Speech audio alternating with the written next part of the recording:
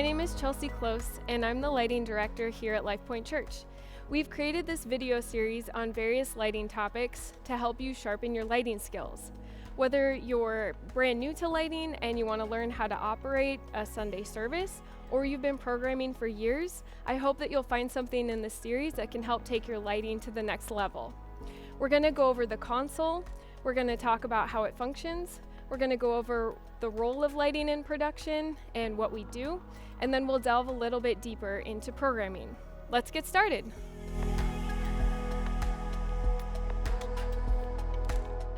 So, what do we do? What is the role of lighting in production? There's several facets to this. The first thing we do is program and operate lighting sequences for Sunday services and other special events. We also create an atmosphere by the colors we choose, the brightness of the fixtures, how they move or don't move. We also shift the audience's focus. Depending on what we're lighting, we help direct what they're supposed to look to. And we also lead transitions. For example, when front wash goes up, the audience sees that they're supposed to look at the stage, and then whatever is occurring, whether it be a speaker or the worship team beginning a song. So that's what we do, and let's talk a little bit about why we do it. Lighting has many facets. Every single programming decision that's made has thought and intention behind it. For example, the house lights are up during the message so that the audience can see and take notes, and that the speaker is able to see them and react and respond to the energy that they're giving off. House lights are off during worship so that no one feels self-conscious when they're worshiping and singing, and they're able to just fully engage with their worship and connect more deeply to God. Videos require a blackout cue so that everyone can focus on the video and the information that's being given out there. And color palettes that are chosen match the energy of each song to draw the audience into worshipful moments. Lighting isn't just pressing a button at the right time or programming a cue. There's a heavier weight to it. Every area of production strives to strip away every possible distraction and allow whoever walks into an auditorium to just meet God exactly where they're at. And lighting is no exception to that. As lighting operators and designers, the ultimate goal is to create an environment where people can fully connect with God. If all we had were house lights and front wash, the service could certainly proceed, but it wouldn't have the same impact. There's a lot of power behind that Go Plus button. You have the ability to completely engage or completely distract the audience, whoever's in the auditorium, other campuses, and if you're here at broadcast, even those watching online. So be intentional with every cue you program or fire. If you want to be a stellar designer or operator, you got to remember the priority. The lights are not the show, Jesus is. Yes, we want the lights to be awesome, and it's really cool when cues fire dead on time, but don't let your excitement get in the way of the reason we have lights in the first place. Know what you're programming. The closer attention you pay to the lyrics and the rises and falls of the song, the better your cues will be. Remember that there will always be someone better than you, and there will always be someone worse than you, but we're all always learning and growing. And just do whatever you can to learn your craft well. Follow other lighting designers on Instagram, watch YouTube videos, and most of all, practice. Lighting is awesome because it combines the technical aspect of production with the creative side, so we really get the best of both worlds.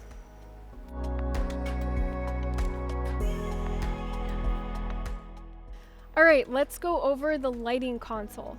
The console we use here at Fred is the Grand MA2 Ultra Light. If you're at a receiving campus, you're probably using the Grand MA Command Wing. It has all the same functions as the board here at Fred, with just a few differences, which I'll point out as we go along. First thing we'll go over is faders. This console has 15 faders, also called executors, and that includes the two buttons here at the top, the fader, and then the button on the bottom. This row of buttons here they're also executors, and you can store sequences on those.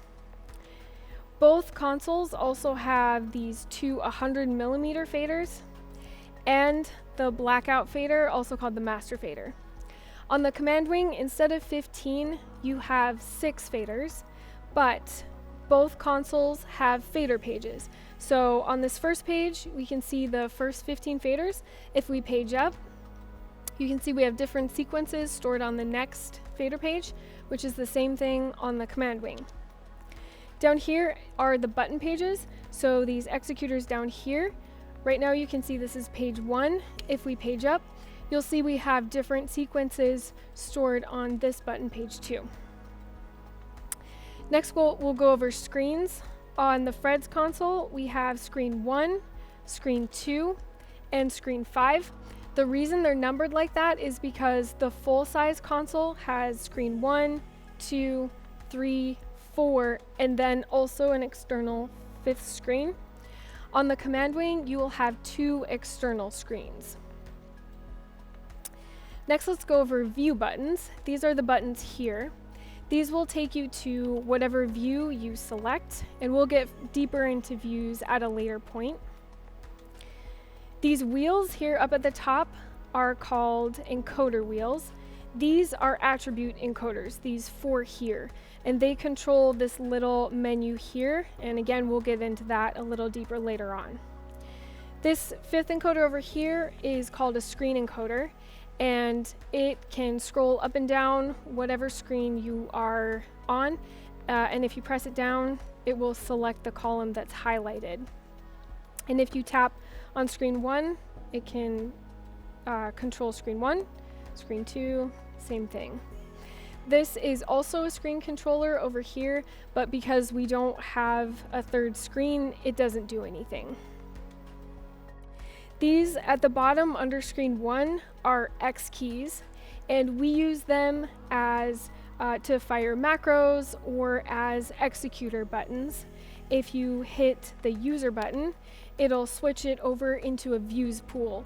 So any of the views that are over here, you could put them in here and select them from this area.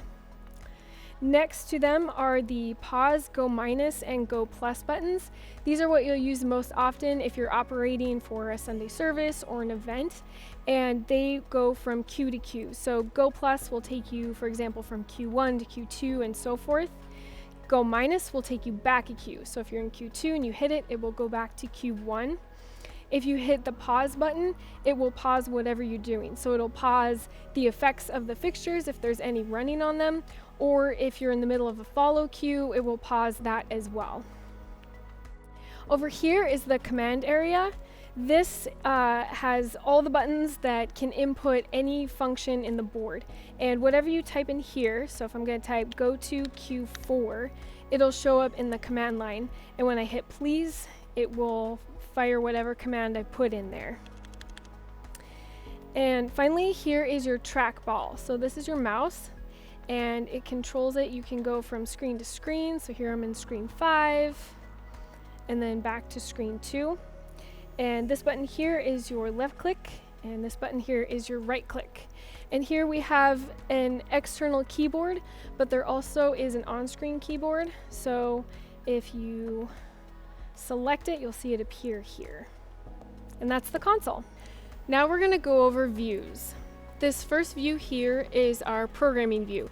We use this when we're going to program a sequence or a song, and it has a layout that we've set up to easily do that. So here we have our fixtures, different color presets, position presets, and dimmer presets, so that we can quickly go select a fixture, select a color, the position we want it at, and how bright we would like the fixture.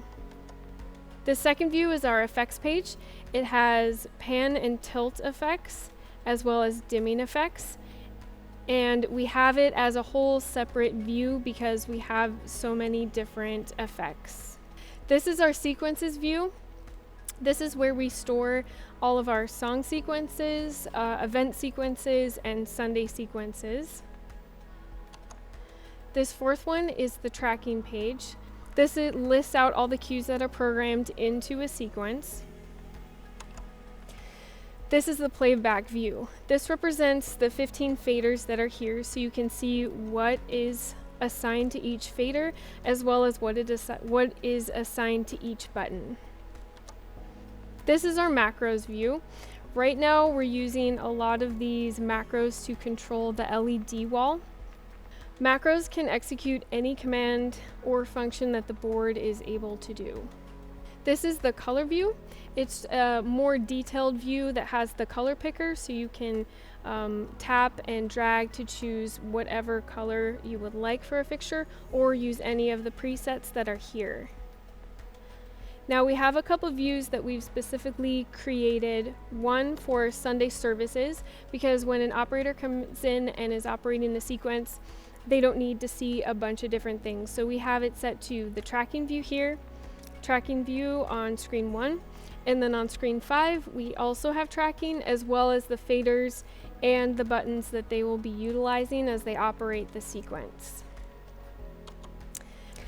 This is our busking view. Busking you can think of as programming live, where we're not following a set of pre-programmed cues, but we're creating looks in the moment. And we do this if we're trying to match the feel and energy of the room and be able to have more freedom and follow along with whatever the worship team is doing. We've set up this view so that on screen 1 we have our gobo presets, focus. On screen 2 we have our groups of fixtures, position, color, and effects, so that we can quickly choose fixtures and apply attributes to them, since it is live and time sensitive sometimes. And then on the 5th screen we have a representation of the faders, so that we know what is attributed to each fader. For example, the group faders, we have our beams, so if we're busking and we want to bring them out, we can do that. This next view is a view that houses all of our other views. These are views that we don't have room for, or that we just don't recall as often. You'll see on these last 2 views that the numbers 1, 2, and 5 are highlighted. Those are the screens that are changing when you select that view. So you'll see right now we're on the busking view, and if we go to the Sunday sequence view, each screen changed because all 3 are highlighted. If only 1 and 2 were highlighted, those are the only 2 screens that would change. And on these views up here that don't have any numbers highlighted, any of the screens highlighted, those just affect the screen that you are currently on.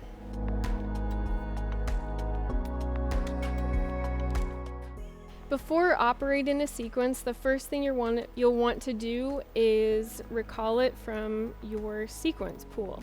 So you're going to go into your playback, and at Fred we have our sequence fader on the 2nd fader page, because that way no one accidentally pulls that fader down, especially during a Sunday service. So we're going to put it here at fader 1. So you're going to press and hold the very top of the fader. You're going to select your sequence, and then you're going to scroll down to find the correct sequence. We're going to go with February 16th. Select it by tapping on it, then you can X out. So now that Sunday sequence is loaded into the fader. Then you're going to select it so it shows up in your tracking view. You're going to go to tracking, and there it is. The 2 buttons you're going to use most often are your Go Plus and sometimes your Go Minus. The way you go from cue to cue is by tapping the Go Plus button, which will bring you to the next cue. The other buttons you'll probably use is your Go To button, and you'll use this if, say, you're in Q1 and you need to get to Q4. You can press Go To Q4 and then hit please, and that will take you to that cue. The 2 faders that you're going to be using during a Sunday service are going to be your front wash and your house lights, which here at Fred we have on faders 14 and 15. So front wash, a good general rule is if there is someone on stage that is speaking or singing, the front wash should be up. And then during the message and pre and post service, house lights are up. There are some exceptions, but this is the general rule. And don't ever pop the faders up really fast. Even if you're late, always fade them up slowly. It's a good way to do that is to count to 3 in your head. That way the lights never shock anyone or cut off quickly.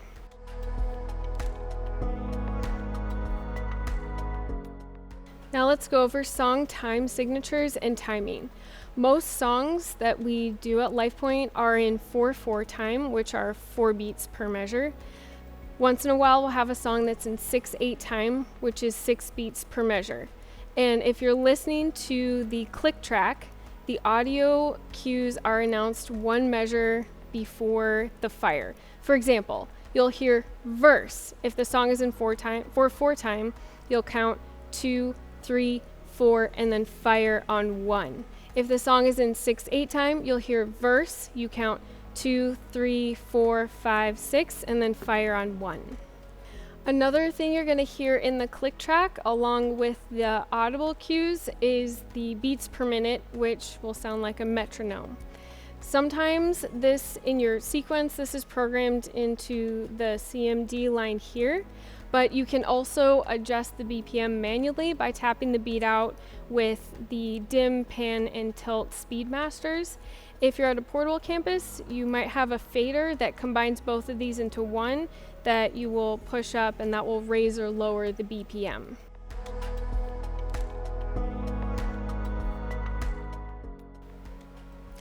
Now we're going to go further into the sequence columns and talk a little bit about programming within the sequence. The first column is the cues number column. Here you'll see these are all whole numbers going up to Q66, but then you have the cue numbers broken up into decimals until you get to Q67. This is because they were added in later after the sequence had already been established. The way you can get back to whole numbers is by renumbering. You do that by tapping on the number column, which will frame it all in blue. You press your screen encoder, hit renumber, and now everything is a whole number again. Now we're going to go over fade, out fade, delay, and out delay. This is the fade column, and it has the amount of time it takes for the attributes of the fixtures that are stored in that cue to transition. The default is 2 seconds, but you can change that to whatever you would like. This one is set to 1.5 seconds. This one is set to 3 seconds. So your out fade column, if there's nothing placed in there, that defaults to whatever the fade time is. Out fade only affects fixtures whose dimmer is going down in value. The delay column delays the firing of the cue. So once you go to Q3, this column will count down 2 seconds before it begins to fade in. So just as delay delays the fade, out delay delays the out fade. So if you were to put 2 seconds into here, since out fade is defaulting to 2 seconds, this would delay the out fade by 2 seconds. The next column we're going to go over is move in black, the MIB. You can select fixtures to change early to avoid gobo or effect changes. For example, we use move in black here at the message queue so that any dimmer that is rising from 0 can be started early. If move in black is selected to early, it will change attributes of the fixtures in the previous queue so that everything that can be changed will be changed before moving into the queue. The cues that have asterisks, that is just denoting that this queue you could use move in black in there if you wanted to. This next column is the CMD or command column. In this column, you can put any function of the board in here as long as the syntax is correct. To open it up, you just press and hold. It will open the dialog box, and I'll give you a couple examples of things you can put in here. The 2 most common commands we will put in here is when to bring front wash and house lights up or down, especially during the message or the welcome.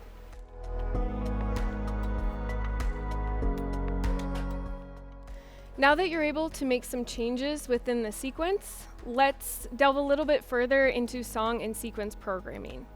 The first thing we'll cover is how to edit and create a Sunday sequence. So generally, you're going to be copying the previous Sunday sequence.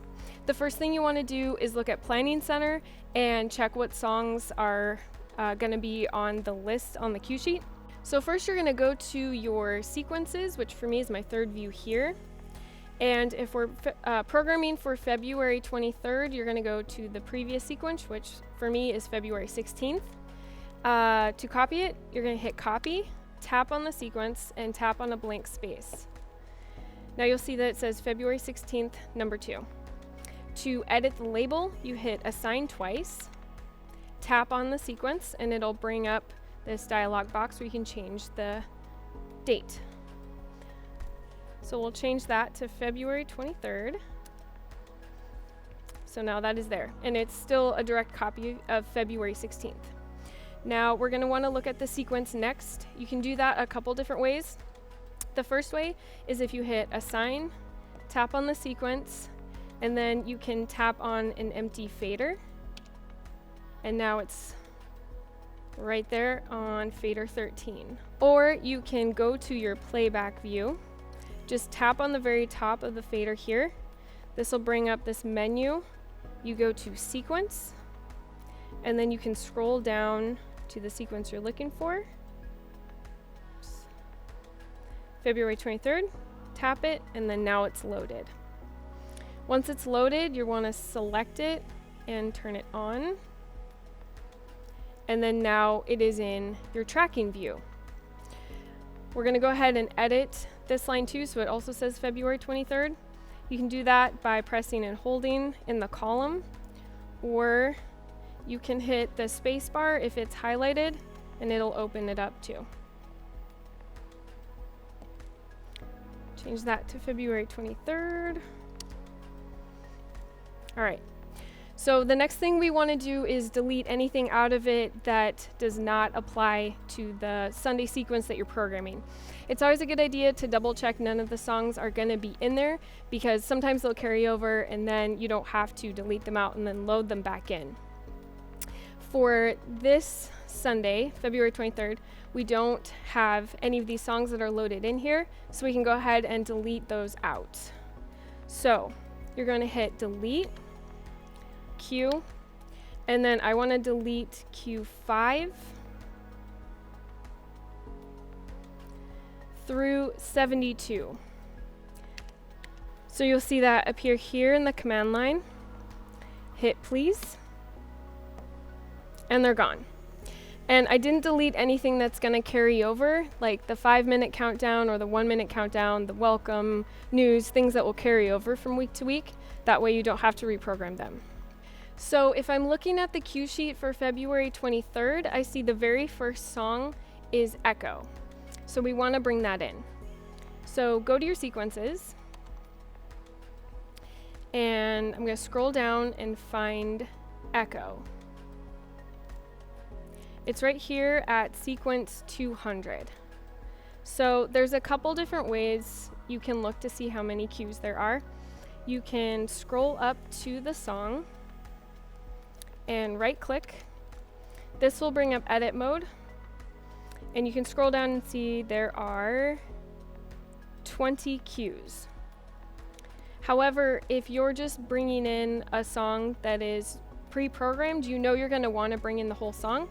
So you can copy cue 1 and just hit the through button, and then the console knows you just want all of the cues that are programmed in that sequence. So for Echo, I know it's sequence 200, and I know I want cues 1 through. So to bring that into my current sequence, I'm going to enter in a whole command line, and it starts out with copy, sequence, and it's sequence 200, and then which cues.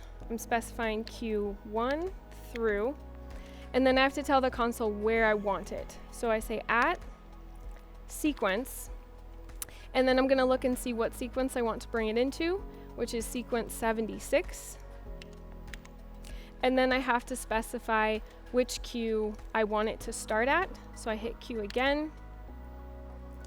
And I see I want it to start after the 1 minute cue, which is cue number 4. And then hit please, hit copy, and it brings it in. You can see it did all 20 cues. For this particular Sunday cue sheet, we have song 1 and then the welcome. So we brought in echo, and then we have the welcome here. So the next cue that I'll want to bring in will be after the welcome. And the next song is Victory Belongs to Jesus. So I'm gonna go back to my sequences, and I'm gonna repeat the process. So I find Victory Belongs to Jesus, which is right here, sequence 201. So you'll enter in that same command. Copy, sequence, 201, cue 1 through, specify where, at, sequence, 76, cue. Now this is where it gets a little tricky. So I already have a cue 73 and 74. So I want it between the welcome and the news. So I'm going to put in cue 73.5, copy that in. And then you'll see it's in between the welcome and the news. And it got broken down into decimals. So at the end, we'll renumber it so you're not having to go to cue 73.502. The next song in the lineup is What a Beautiful Name. Repeat the same process. Find the sequence that you're looking for, which is sequence 202. Copy, sequence 202, cue 1 through at, sequence 76, cue. And then I'm going to do 73.6 so that it's in between Victory Belongs to Jesus and the news, and you'll see it's appeared here. And then with this song, I had already pre-programmed in the ministry time, so that copied in as well. And then next in Planning Center is the news. So now we have everything in that we need. So next thing I'll do is renumber all of these so we don't have a bunch of decimal points. You just tap on the number column and you'll see it highlighted in blue. You press your screen encoder, renumber, and now they're all whole numbers again. And that is how you create a Sunday sequence. Once you have the whole Sunday sequence put together, all the songs that you need and everything is in order, the next thing you want to do is check each of the transitions. Because you've brought a bunch of different pieces into a sequence and it's all new, you want to make sure that there's nothing odd or distracting going on from one cue into the next cue. This is especially important going from song into song, or the end of a song into the welcome, or from the end of the ministry time into the news. So I don't need to worry about the pre-service, Q1, Q2, or Q3 because those were copied over and kept, so I know there's nothing weird going on in there. But I do want to check Q3 into Q4 since that's our very first song. So I would go to Q3, and then I would watch what everything looks like going into that very first cue of the first song. Next, I would go to the very end of Echo and see what that looks like going into the welcome. Do the same thing going from the welcome into Victory Belongs to Jesus. Then go to the end of Victory Belongs to Jesus and see what that looks like going into What a Beautiful Name. Some things I'm looking for is beams that are maybe switching gobos, or fixtures that haven't faded out and are changing color, anything that would look kind of distracting or weird, because we want it to be a very smooth transition. And then I would go to the very end of What a Beautiful Name and see what that looks like going into the news cue. And again, because these last cues were copied over, I know news into message is all good. It's important to go through each cue. So once I've built everything and I've checked all the transitions, then I will go through every single cue and play it along with the click track to make sure my cues, the labels of them, match what the click track says, especially if I've got a new operator, because I want to set them up for success and make sure that everything is understandable and matches the click track, and just to make sure it has one more look over before going into tech run through.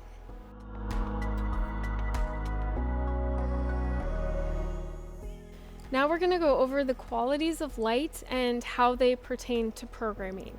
So qualities of light include color, intensity, texture, shape, and movement. So for color has the ability to influence mood. For example, if your lights are red, that would convey feelings of passion, intensity. Purple might convey royalty or reverence. Blue is a very calm, intimate, and peaceful color. And green, we don't use. Should I say we don't use green? Okay. Cut that out.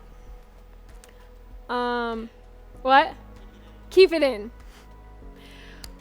We don't use green because it makes people on stage look sick, and it's a really harsh color. A change in color can signify a change in the song. And don't use a passionate color for an intimate worship song because that can confuse what you're trying to convey. When you're programming and choosing colors, make sure that they accurately represent the feeling of the song. Intensity. This is the quantity of visible light emitted by a fixture.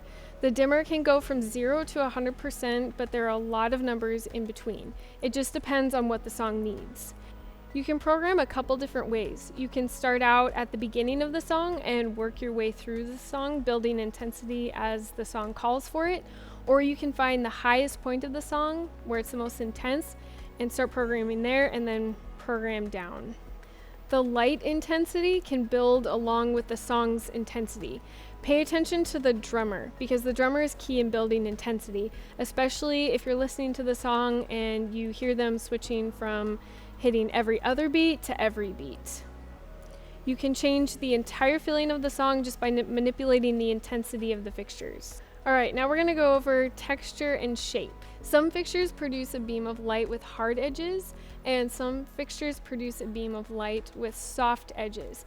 Think about the difference between a spotlight and then a lamp on your desk that has a much softer beam. A soft texture is warmer, while a beam of light with hard edges is a lot more dramatic.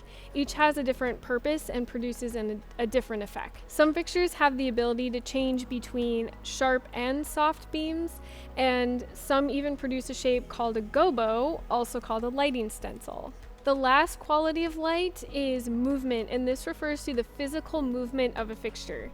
You can direct the focus of the audience based on what you're lighting. If you take everything out except one beam pointed at a singer, that is what everyone's attention is drawn to.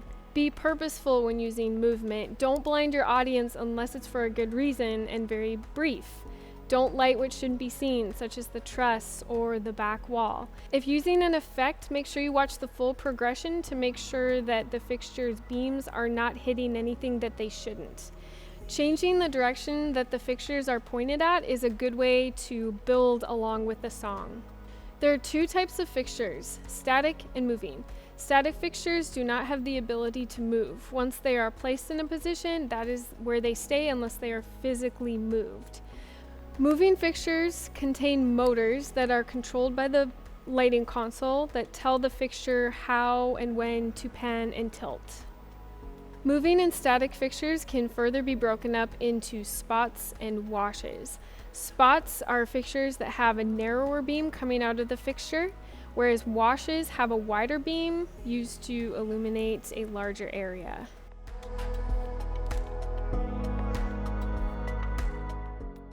Next, we're going to go over song programming, which is personally my favorite part of lighting. There are different types of songs, so before you start programming, it's a good idea to review what you're going to be programming. There are hype songs and openers. These tend to be really high energy, And so you'll have a lot more colors, a lot more fixtures. They're meant to get people really excited and lock in their attention. Next, there are worship songs and ballads, and these range wildly in tempo. They're meant to really draw the audience in and create a space for them to deepen their relationship with God. And they often begin very down and can build and rise and fall. There's also special features, which are often done for Christmas and Easter, and then often special events. And they tend to be more dramatic. For example, like a spotlight on a singer. So once you know the song you'll be programming, then you can get started. Let's talk a little bit about lighting design. So what makes your design great? Honestly, it is simplicity, because you don't always have to bring in everything you have. Of course, 50 of anything is going to look incredible, but a really great designer can take a simple rig and create something really cool. And you want to practice. Not all of your designs are going to be good, but it's really important to learn something from every design you create, whether it is good or bad. Once you know the type of song you're going to be programming, it's really important to listen to it over and over and over again. You want to have a clear picture of how the song goes. So does it start really low? Does it start really high? What is the highest point in the song? What is the lowest point in the song? You want to already have a picture in your head of how you're going to be programming it, because you don't want to get to what you think is the highest part in the song and then realize there's even more, and you've used all of your fixtures and all of your effects and you have nothing to bring in. So you want to know the song really, really well. Also be aware of your color combinations. Don't use the same palette for every song. You want to mix it up, and it helps denote a change from one song to the other, especially during Sunday. And if you ever get stuck, you can Google a color wheel and look at some of the color combinations. During programming, if you're stuck on a song and don't know what to do, a great thing you can do is just ask someone what they think. Sometimes fresh eyes can give you some really new ideas. And don't be afraid to experiment while you're programming. Lighting is visual, and sometimes you don't know what something's going to look like until you try it. Now we're going to learn how to program a song sequence from scratch. So you want to go to your views and go to your sequences. And I have all of my newest song sequences here at the bottom. So to create a brand new one, you can do a couple different things. You can either hit store and tap on a blank space, and that will create the new sequence there. Or you can hit store and tap on an empty fader, and that will create it there. I prefer to hit store and tap, that way I just have it where my sequences are, because if you just store it to a fader, it will go to the next open spot in your sequences view. Then I'm going to edit the title of this sequence, hit assign twice. And today we're going to be working on God is You're So Good.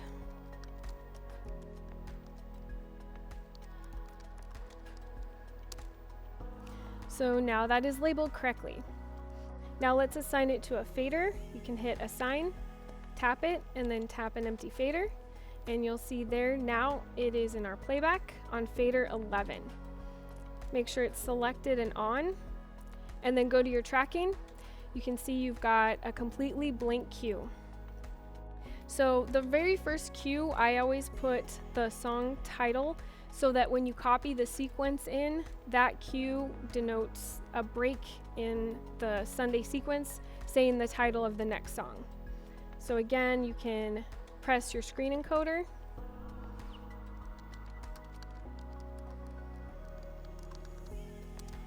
enter the title, and your first cue. Now this is the fun part. For programming, I like to go to the top of the song and set all of my colors, all of my gobos, positions, get everything set, and then program from there. You can do it that way, or you can just program as you go. So for the opening of this song, I would hit this all button, which selects every fixture I have. I would set them to open so that they're all on. And then I go about choosing colors. So we'll go with purple. So now all of the fixtures are purple.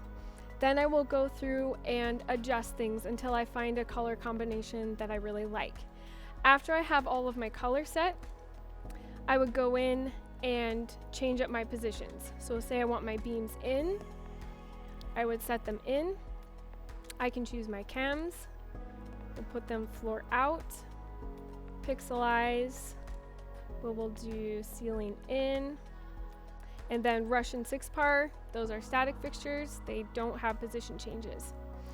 Next thing is I would set gobos. So for my beams, I would select them, adjust the focus to what I want it to be, and at this point I'm thinking about the very, very top of the song because I'm probably not going to bring my beams in until then. So I will adjust my focus, maybe zoom them out a little bit, and then select a gobo. I have gobo presets here that tell me what all of the different ones are, so I don't have to cycle through the options. We'll go with lattice. And then once you get everything set how you would like, you're going to hit update. And you hear it says sequence 220, God you're so good, Q1, that is the cue we want to update. So we hit please. Now all of that information I just set up is stored in that very first cue. So now that everything is all set, I will take out anything that I don't want in that very first cue, because right now all the fixtures are open. So I'm going to select my beams, I'm going to close those. I'm going to select my cams and close those. I'm going to close the rush crowd and 6-par, and then I'm going to leave everything else open.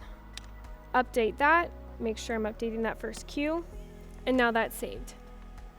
So now that the very first cue is set, this is what everyone will see once we transition from the previous song into this song, or if this song is after the welcome. So now I will copy my first cue,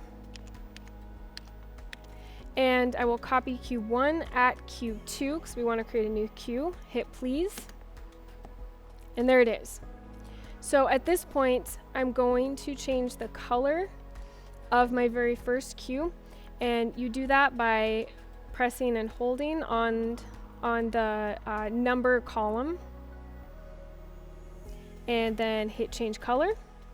And you can either go from predefined colors, a swatch book, or you can drag and choose whatever color you want. I try and match it with whatever the color I have most of, so if the song, most of the fixtures are blue, I'll go with blue. Hit please. And now that song has a color label. And then, so the copied cue, I'm going to change that to verse, because that will be the next cue that will be denoted in the click track. Hit enter. So now we have 2 cues. So if I want to edit the second cue, you want to go plus into it. And since it's a direct copy, it's just taking, I have the pixelize and my stage rush are open. So if I want to bring anything else in, take anything else out, change positions or colors, I can do that here. So for this song, because the verse and the intro are very low, I'm not going to change anything for the verse. So I'm going to keep this cue the exact same. And then now we're going to program a chorus cue. So I'm going to copy Q2 at Q3, hit copy, and it copied Q2. So first thing I'll do is change the label to chorus.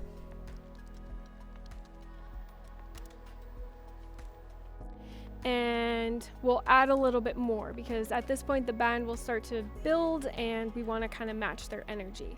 So I will bring in my floor beams and my mid beams. So I select those two, open those, and update. So now when I go to the chorus cue, those will open up. And then we're going to copy Q3 at Q4, and we'll make this a breakdown cue. So go to the cue, relabel it,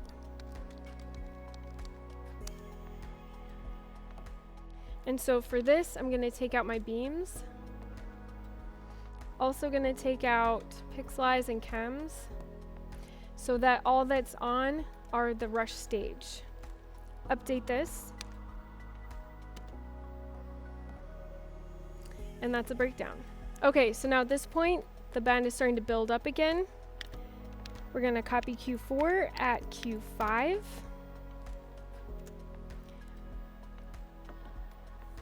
For our purposes, we'll say the click track is denoting this as a build cue. So here, to start to build some intensity without bringing too much in, we're going to add an effect to the rush. So I'm going to select my rush stage because those are on right now. Go to my effects view, and I'm going to select this medium dim wing 2 to 10 and apply that to those fixtures. Update that to Q5 build, and now there's an effect on those. So this effect I applied to the rush is a dimming effect. So it causes the rush to dim out, but it won't go lower than 10%, which is denoted in the label here, and then go up to 100. It's also split into two wings, so they're symmetrically dimming in and out. The cue right next to it, or the effect right next to it, effect 38, you see it has medium dim wing 2 to 0, so those fade all the way out to 0 and then up to 100. I selected the dim to 10% because I don't want to take them out all the way. I just kind of want a nice light dimming effect that isn't as dramatic. So let's say after this build there is another breakdown. We're going to copy Q5 at Q6, label that,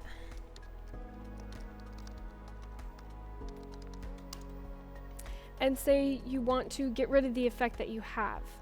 What you can do is MA at, so you press the MA and then hit the at button, and then you tap your rush stage, and that will stop the dimming effect.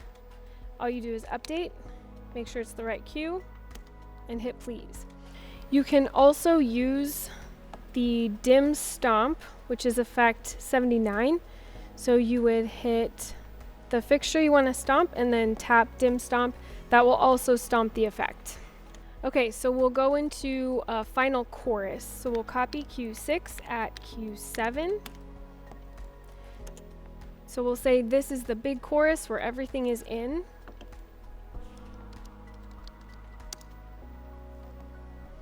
So I'm going to bring my beams in, open those. I'm going to go to my effects and have them slow pan.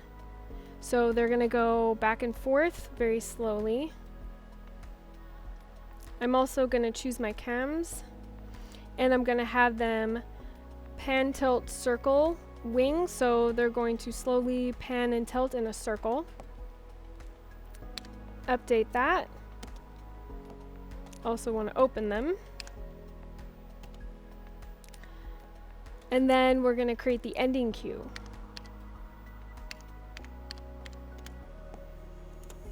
Label this. So the way I end songs is by having an ending cue and then a follow cue.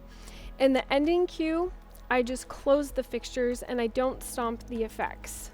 I will stomp the dimming effects because you can't close a fixture and still have an effect running. But for the panning and tilting, I will close the fixtures first, and then I will stomp the effect in the following cue. Otherwise, they could be moving around, and then you go to the ending cue, and then they would stop their movement and then fade out, and sometimes that can look weird. So for my beams, I will close those, close my cams, update that to the ending cue, and then I copy the ending cue. And anytime I have a follow cue, I use 3 asterisks. That way that tells the operator that this isn't a cue that you need to fire, it's automatic. I do that for the time cues too. Change this to a follow cue. And then I'm going to stop the movement of my beams. That way they're not off and moving around, especially if you're going into a welcome. Update that. And then on the second cue, that is when I also would stomp any dimming effects, which we have on the rush stage. Well, we don't have them on the rush stage because I stomped them, but if I did have them running on there, I would stomp them at this point. And that is programming a song. One thing you might find helpful is knowing how to store attributes of fixtures that are in one cue into a different cue. So say I'm in the chorus cue, Q7, and I love how the beams look, and I want to put that in Q2, which is the verse.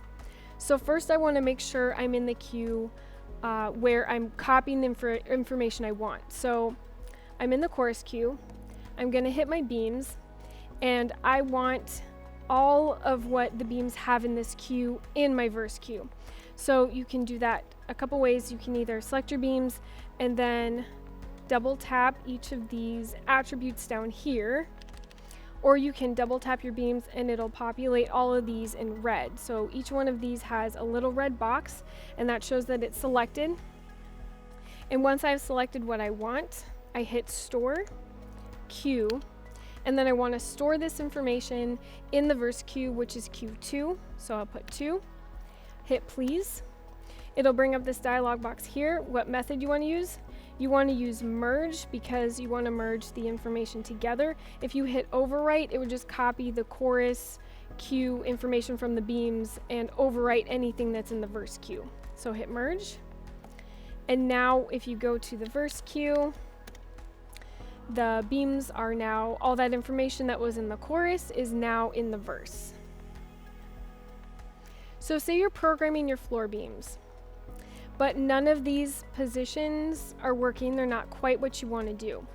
You can adjust them manually. So select your floor beams, and then you can come down here to your positions, and you can adjust these to whatever to get them how you would like them.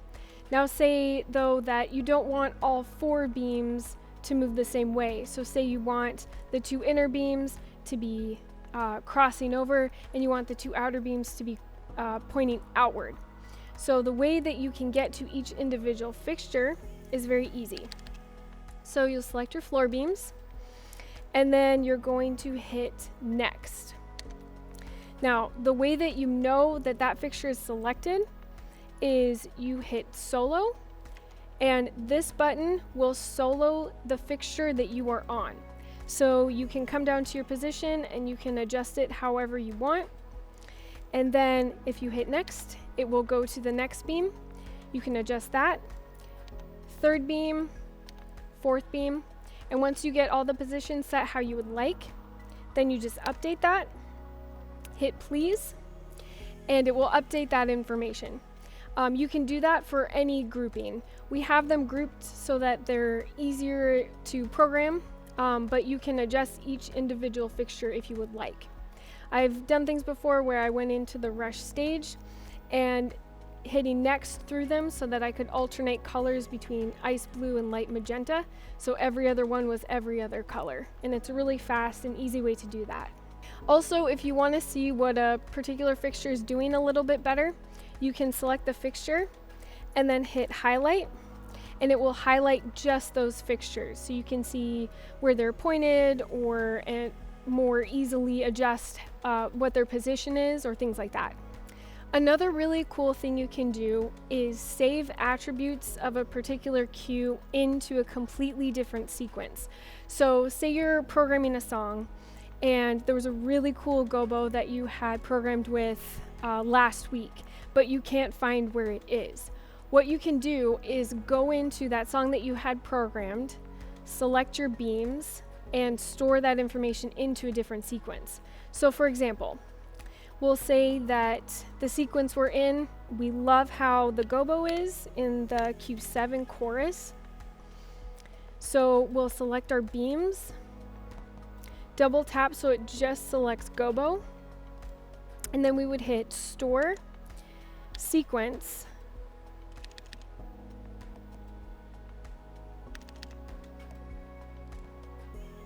we would hit store, sequence, and say the sequence we want to store it to is 55, Q6, you'd hit please, and it would store that information to that queue. Although the clear button is just one button, hitting it multiple times can do different things. It has different functions.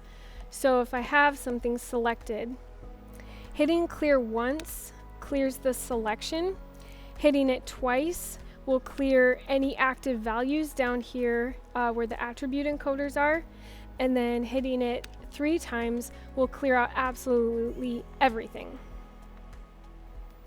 When you're done programming, it's a really good idea to save your work. So this console is set up so that it auto saves every 15 minutes, but if you just program something and you want to save it quickly, if you hit the backup button twice, it will go ahead and save a copy of what you've just done. If you hit the backup button once, it will bring up the backup menu. And I have a flash drive that I always save everything on. So insert the flash drive, and it shows up here as backup. So I select that and save show as.